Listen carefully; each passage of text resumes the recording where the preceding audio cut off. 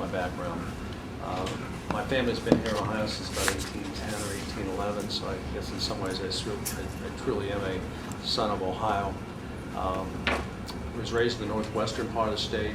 My father was a coach and a teacher, and come from a long line of educators. One of 4 boys. Been married for 34 years to a young lady from San Francisco, California.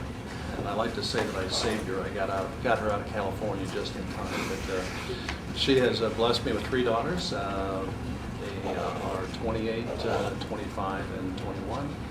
2 are graduates of the United States Naval Academy and are naval officers. One just returned from Iraq. And I have 2 son-in-laws that are both graduates of the United States Naval Academy, 2 Marine Corps officers, one who just returned from Iraq and was decorated. And I just have a new son-in-law that is a second lieutenant in the Marine Corps from Annapolis as well. So I'm a graduate of the United States Naval Academy in Annapolis. That comes as a surprise to any of you at this point in time. Upon graduation, I served on active duty for 5 years and in the reserves for another 24. So I served from the time I was commissioned in 1970, June of 1970, until I retired in October 1999. I'm a retired Navy captain, Vietnam veteran. Served and had the opportunity to be selected and serve as the commanding officer of 8 different units when I was in the Navy. My last command, I was an active duty command. Even though as a reservist, I was the principal deputy, and I oversaw supervision of about 7,300 people in 3 states, Florida, South Carolina, Georgia, is my recollection. Professionally, I've been a lawyer 30 years next month. Graduate of Ohio Northern University Law School. I had the privilege of prosecuting for more than 21 years. I was the United States Attorney under President Reagan, the United States Attorney under President Bush the first. Served in October of 1992 as the head of the United States delegation to the Council of Europe on money laundering and asset forfeiture. Then Organized Crime Drug Enforcement Task Force in the Department of Justice, an Assistant United States Attorney, Department of Justice, First Assistant County Prosecutor in Delaware, Assistant County Prosecutor in Allen County, and City Prosecutor in Lima. Currently, I am serving as the managing partner of the law firm of Rich Kreitz and Dittmer here in Columbus. The firm has been around long before my name was in it, since about 1946, 1947, right after the end of the Second World War. In that, I serve as primarily the chief litigator in an office of 16 or 17 lawyers and a staff of about 30 or 35. And I enjoy immensely the practice of law. The reason I'm running for Attorney General, so you see I've been kind of in and out of public life. I serve now and have served as the law director for a number of smaller communities in central Ohio. Granville currently, Thornville, Commercial Point, Orient.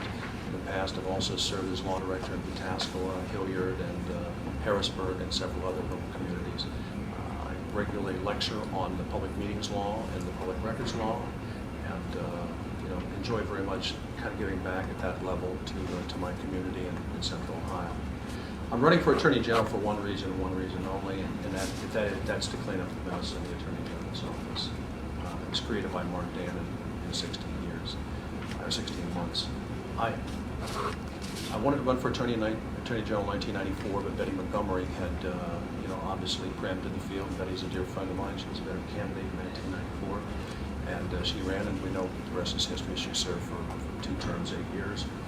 Same thing happened with Jim Petra. He's a good friend of mine. Jim had prepared for that, been state auditor, and so I pretty much assumed that I would probably not have another shot, at least in 2008 at the Attorney General's race.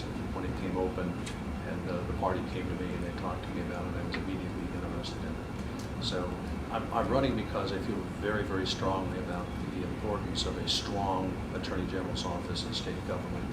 As the United States Attorney for the Southern District of Ohio, I had the privilege of working very closely with the Attorney General at that time, and his name was Tony Celebrezzi. Tony was a Democrat, obviously I was a Republican, but I've learned over the years in law enforcement and in government service, we have to be bipartisan.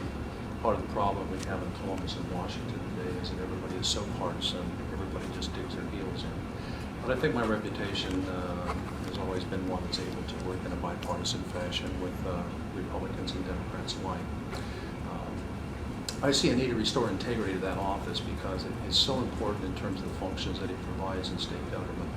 And we're at a critical juncture in the state, not only to clean that up, but also I think we're at a time when we have to have someone that's in the Attorney General's office that's not planning to use that as a stepping stone. And you can imagine by saying that, I'm commenting about people in my party as well as people in the other party. For too long, the initials AG have stood for aspiring governor. And I guess that's been fine in the past, but I can tell you that that's not what you get with me. I don't aspire to governor, I aspire to be United States Senator. I think everything in my lifetime has prepared me to be what I want to be, which is the Attorney General of the state of Ohio. And I can commit and make the decisions that are necessary to get the office back on track without fear of worrying about whether that's going to affect my ability to be able to run for higher office. I think it's very important right now because there's a number of very difficult decisions that are going to have to